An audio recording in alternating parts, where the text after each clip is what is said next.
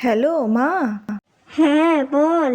বলছি ছোটোবেলায় পরোটা রুটি খেতে ভালো না লাগলে তুমি যে রেসিপিটা বানিয়ে দিতে সেইটা বলো তো। হ্যাঁ বলছি নে। প্রথমে আলু, টমেটো, গাজর, কুমড়ো, লঙ্কা নিবি। এবার সেগুলোকে ভালো করে ধুয়ে নিবি। বলছি শোনো না মা, গাজরটা না শুকিয়ে গেছে, গাজরটা কি নেবো? হ্যাঁ নিয়ে নে, কিছু হবে না। শুকনো গাজর ভালো করে খোসাটা ছাড়িয়ে নে।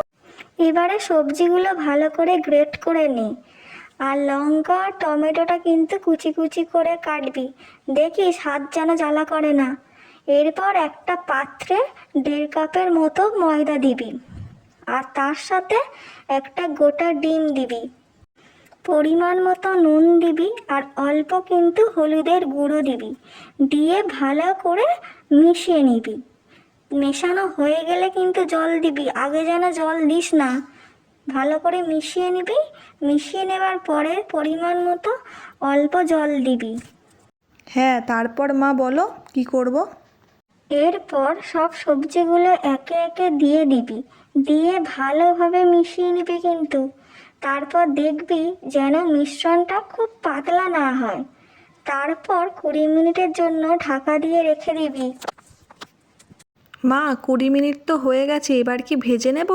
হ্যাঁ, কড়াই গরম হলে অল্প তেল দিয়ে মিশ্রণটা চামচের সাহায্যে গোল করে দিবি।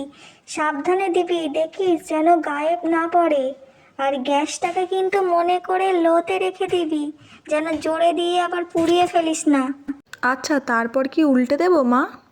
না রে, হতে দে। 2 মিনিট পর আস্তে করে উল্টে দিবি, দেখিস যেন ভেঙে যায় না আবার। ভালোভাবে উল্টে পাল্টে ভেজে নিবি।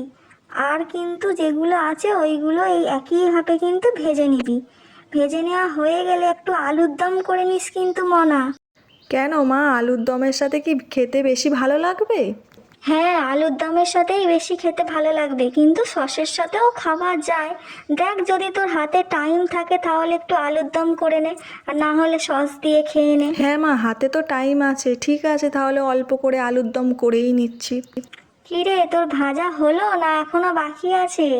হ্যাঁ মা, তোমার সাথে গল্প করতে করতে আমার ভাজা হয়ে গেছে সব। খেয়ে কিন্তু জানাস কেমন হলো। আর হ্যাঁ, আলুর দম না সসের সাথে খেতে ভালো লাগলো সেটাও কিন্তু জানাস। আর নরম হয়েছে তো একটু জানাস কিন্তু মনা। আর মনা, সাবধানে থাকবি। তাহলে রাখছি কিন্তু। হ্যাঁ মা, আমি খেয়ে তোমাকে জানাবো, তুমিও সাবধানে থেকো কিন্তু।